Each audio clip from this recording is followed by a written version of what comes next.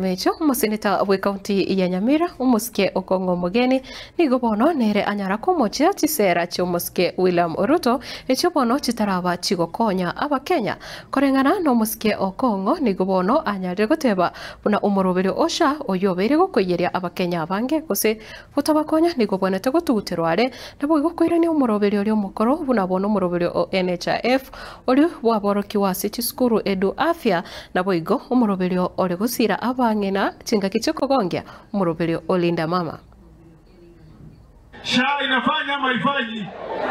Inafanya haifanyi? Unajua William Ruto ametuma watu hapa na kamera wananiangalia. Wakisikia Okongo Mugeni sina kazi wametembea mbele wanatuma kamera.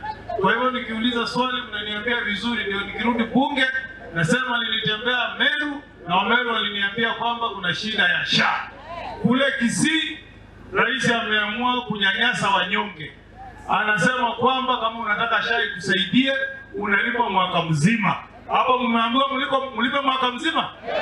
Niambie vizuri, mmeambiwa mlipe mwaka mzima? Na sisi tunakuambia Mheshimiwa William Ruto, wewe ulipochukua watamu ya uongozi ulisema kwamba wewe utakuwa ni rais ambaye atatetea mnyonge.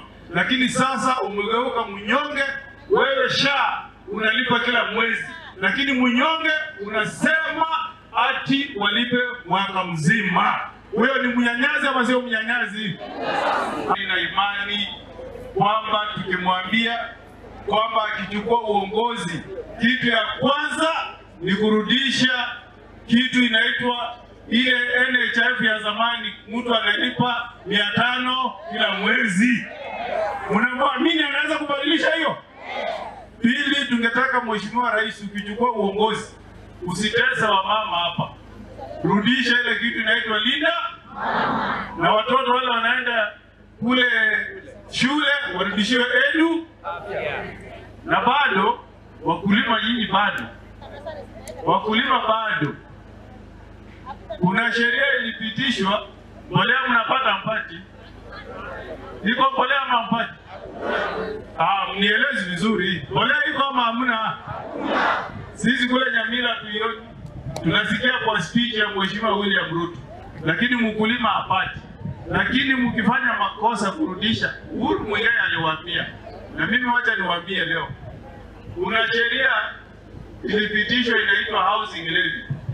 Na hiyo sheria Mheshimiwa William Ruto alisema ikiwa wewe ni mkulima, ikiwa wewe ni mwanabiashara mpaka ulipe. Lakini haja kuuza nyinyi. Amesema akirudi second term ni ananyorosha nyinyi. Niwaambia siri, akirudi second term anafanya